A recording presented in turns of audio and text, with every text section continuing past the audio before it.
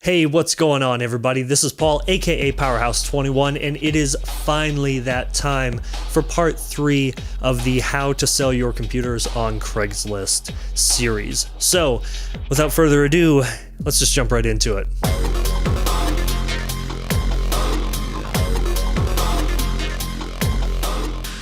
Now, the first thing that I want to talk about is just blowing the computer out with compressed air or can of air, whatever you want to use, but just get the dust out of there.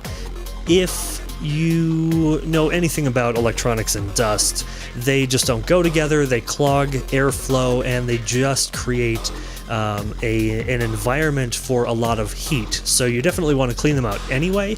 Even if you have blown it out recently, it may still need just one more. And that's just because it will accumulate faster than I think you realize, so go ahead and just make sure it's all cleaned out before you hand it off to somebody.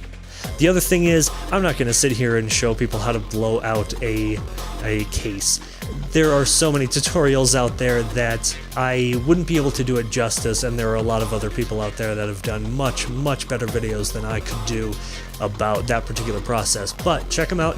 Just search Google or search YouTube, and you'll probably find anything that you need.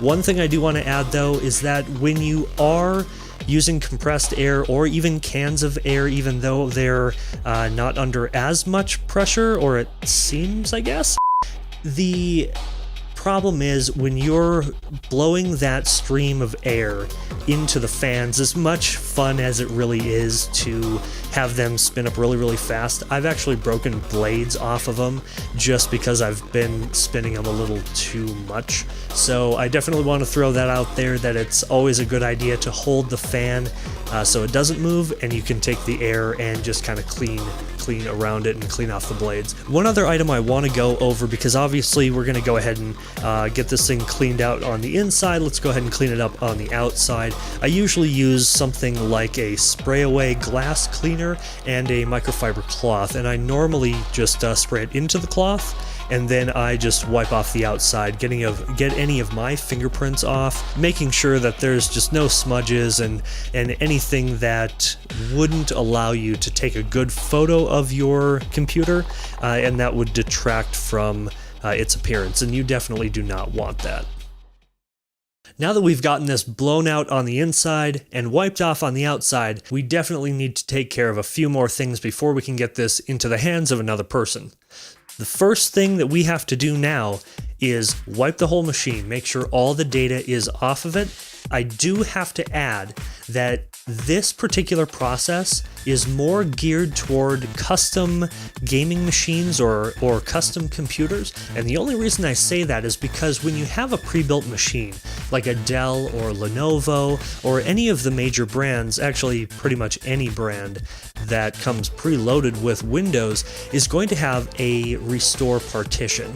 And a lot of the times you can, and you may have to look up how to do this because I'm not really sure, but going through and restoring the computer to factory specifications, and hopefully in there's a safe way to get rid of your data to make sure that nobody can retrieve it somehow.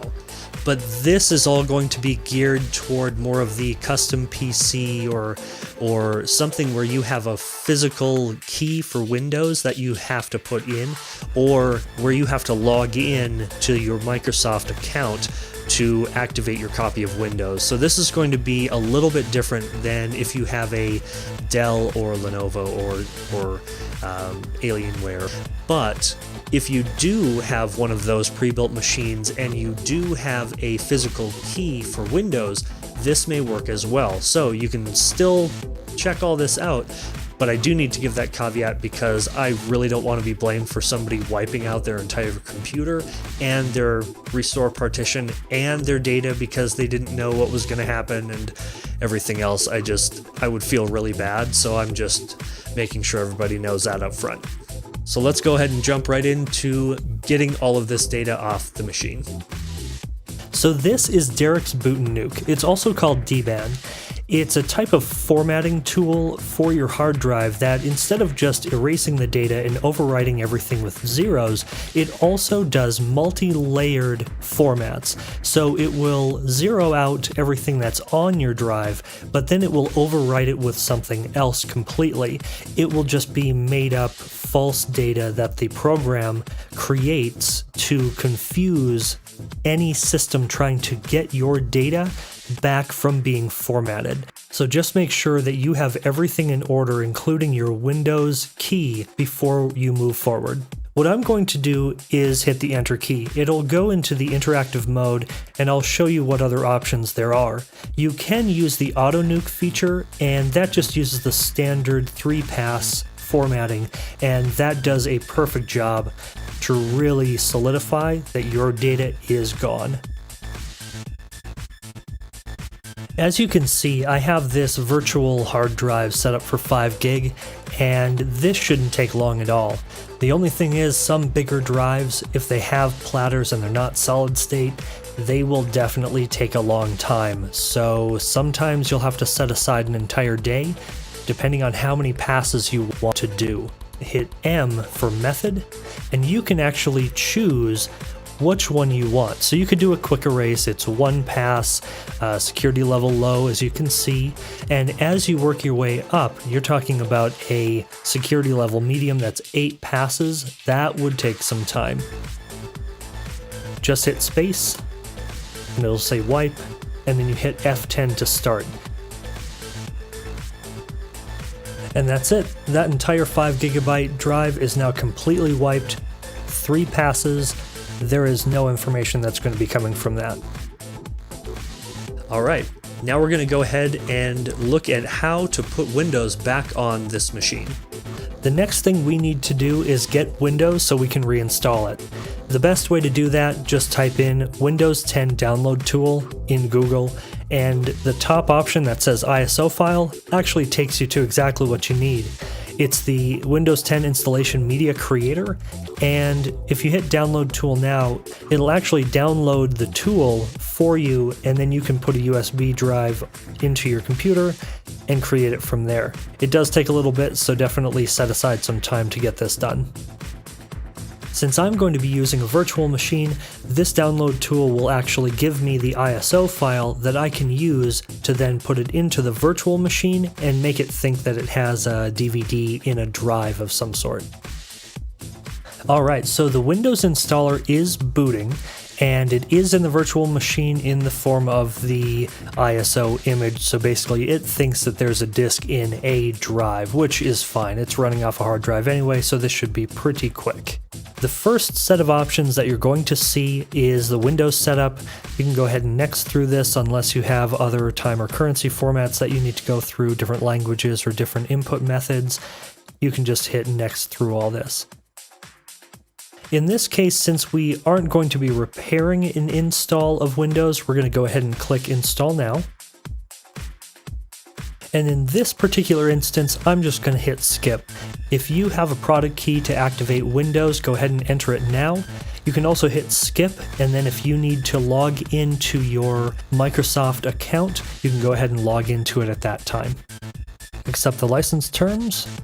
And since we won't be upgrading anything to do with another Windows install, we're going to do a custom install.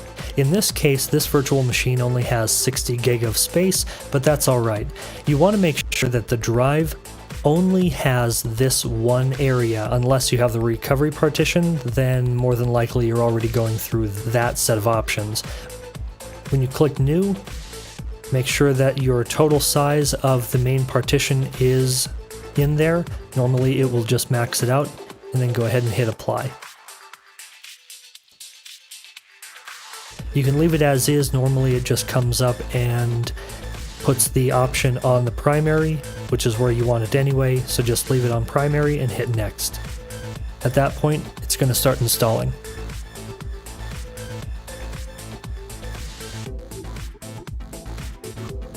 So now that the install is complete, it's going to ask you again for that product key. In my case, I'm still going to hit do this later. The next option is going to be about your settings. Normally, if you don't want to go through your custom settings, go ahead and hit Use Express Settings. However, if you don't want your location on, or you don't want the extra information that Microsoft may pull from your computer to make your experience better, which to me, I like my privacy, so I go ahead and turn this all off. Now that the system has completely restarted, it's going to ask for a little bit more information about this computer. Go ahead and just answer these however you need to. At this point, I'm not going to go into my Microsoft account, but I'm going to hit skip this step instead. I can go ahead and enter my name. And for this one, I don't need a password. So now the Windows install is just going to finish up in the background, really. The easiest way to get into the device manager is to go to this PC, just right-click, and hit Properties. Device Manager is going to be right there. As you see, base system device is needing a driver. More than likely, that's going to be VMware items that I can install, but if this particular PC was in need of any drivers, I would definitely either want to use Windows Update to get them, but it's a better idea to just go to the manufacturer's website. So now that I'm at the official support website for the Asus motherboard I have, I can just search for the drivers I need and install them as necessary. And finally, I'm going to go ahead and take some photos of this PC, and we'll see how it turns out. For these photos, you really don't have to make them anything special. Just make sure that you're showing off the parts that you feel are important, and make sure that it's lit properly so everybody can actually see what you're selling. Other than that, they don't have to be anything spectacular, and you can do them with a high-end camera, or you can do them with a cell phone. It really doesn't matter. But that's it for now. Thank you so much for watching, and if you haven't checked out the other two parts of this particular series, go ahead and check them out on my channel. Think about subscribing and give me a thumbs up. If you hated it, give me a thumbs down. Really doesn't matter. I'm happy to do these anyway. These are really fun for me. Take care. I will talk to you later.